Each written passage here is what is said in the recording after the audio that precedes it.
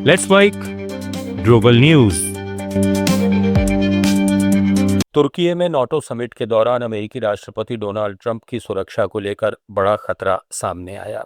New York times की report के मुताबिक ईरानी एजेंटों को ट्रंप के ठहरने वाली बिल्डिंग और उनके फ्लोर तक की जानकारी मिल गई थी। अमेरिकी इंटेलिजेंस को यह भी इनपुट मिला कि ट्रंप के विमान पर जमीन से हवा में मार करने वाली मिसाइल से हमला हो सकता है।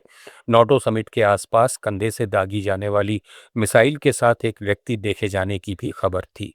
खतरे को देखते हुए ट्रंप का ट्रैवल प्लान बदला गया। उन्हें एयरपोर्ट पर कैटरिंग ट्रक के जरिए चुपचाप दूसरे विमान तक पहुंचाया गया। ट्रंप ने 11 अगस्त को खुद इस घटना की पुष्टि की। रिपोर्ट के मुताबिक तुर्की से लौटते समय ट्रंप ने सैन्य विमान का इस्तेमाल किया, जबकि कुछ वरिष्ठ मंत्री अलग विमान से रवाना हुए।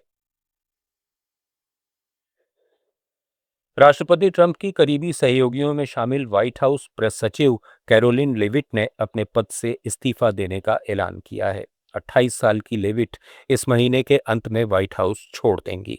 ट्रंप ने बताया कि लेविट अपने परिवार और 2 छोटे बच्चों को अधिक समय देना चाहती हैं। हालांकि वे ट्रंप की बाहरी सलाहकार के तौर पर काम जारी रखेंगी और रिपब्लिकन पार्टी से भी जुड़ी रहेंगी। लेविट महज 27 साल की उम्र में अमेरिका की सबसे कम उम्र की व्हाइट हाउस प्रेस सचिव बनी थीं। इस्तीफा देने से पहले उन्होंने अप्रैल में व्हाइट हाउस करेस्पॉन्डेंट्स डिनर के दौरान हुई गोलीबारी के बाद ट्रंप प्रशासन की आधिकारिक प्रतिक्रिया भी दी थी। अब उनके अचानक पद छोड़ने से ट्रंप प्रशासन में नई प्रेस सचिव की तलाश शुरू होगी।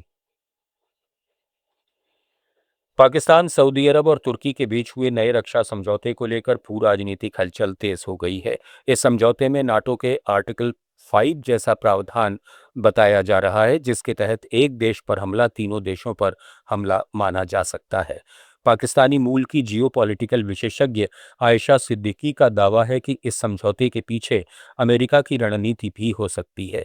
अमेरिका मध्य पूर्व में अपनी सैन्य मौजूदगी कम कर रहा है और क्षेत्रीय सुरक्षा की जिम्मेदारी सऊदी अरब, पाकिस्तान और तुर्की जैसी ताकतों के बीच बांटना चाहता है। आयशा ने यह भी कहा कि पाकिस्तान परमाणु शक्ति है, जबकि तुर्की के पास परमाणु क्षमता विकसित करने की तकनीकी क्षमता बताई जाती है। वहीं सऊदी अरब लंबे समय से परमाणु क्षमता हासिल करने की इच्छा जताता रहा है। पाकिस्तान के पूर्व गृह मंत्री शेख रशीद अहमद एक बार फिर विवादों में हैं। एक कार्यक्रम में सामने आए वीडियो में वो कथित तौर पर लश्कर तैयबा से जुड़े लोगों के साथ मंच साझा करते और आतंकी सरगना हाफिज सईद के समर्थन में बयान देते नजर आ रहे हैं। रशीद ने हाफिज सईद के प्रति अपनी वफादारी जताते हुए खुद को उनका गुलाम बताया और भारत के खिलाफ भी भड़काऊ बयान दिए। वीडियो में उनके साथ लश्कर से जुड़े बताए जा रहे खालिद मसूद संधू और कारी मोहम्मद याकूब शेख भी दिखाई दे रहे हैं। शेख रशीद पहले भी भारत विरोधी बयानों और आतंकियों से कथित संबंधों को लेकर विवादों में रहे हैं। उनके ताज़ा बयान से एक बार फिर पाकिस्तान की राजनीति में हलचल तेज हो गई है। रूसी राष्ट्रपति व्लादिमीर पुतिन ने पहली बार जापान के दावे वाले विवादित कुरील द्वीप समूह का दौरा किया। क्रेमलिन ने उनके दौरे का वीडियो भी जारी किया, जिसमें पुतिन एक फिश प्रोसेसिंग प्लांट का निरीक्षण करते नजर आए। पुतिन के इस दौरे पर जापान ने कड़ा विरोध जताया और कहा कि ये द्वीप उसके क्षेत्र का हिस्सा हैं।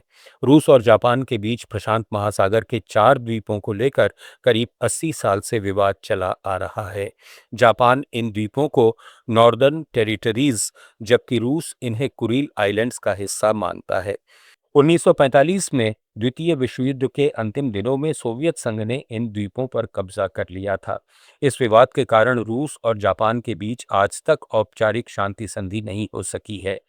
पुतिन का ताज़ा दौरा ऐसे समय हुआ है जब दोनों देशों के बीच इस क्षेत्र को लेकर तनाव बरकरार है। कोलंबिया में भूकंप के बाद कैली शहर में ढही 5 मंजिला इमारत के मलबे से 6 महीने के बच्चे को जिंदा बचाया गया। मलबे के अंदर से आई धीमी आवाज सुनकर स्थानीय लोगों ने हाथों से मलबा हटाया और बच्चे को सुरक्षित बाहर निकाला। इस हादसे में अब तक 200 से ज्यादा लोगों की मौत की खबर है। वहीं एक महिला को भी 38 घंटे बाद मलबे से जिंदा निकाला गया। ग्लोबल न्यूज में फिलहाल इतना ही। बने रहिए लेट्स माइक के साथ।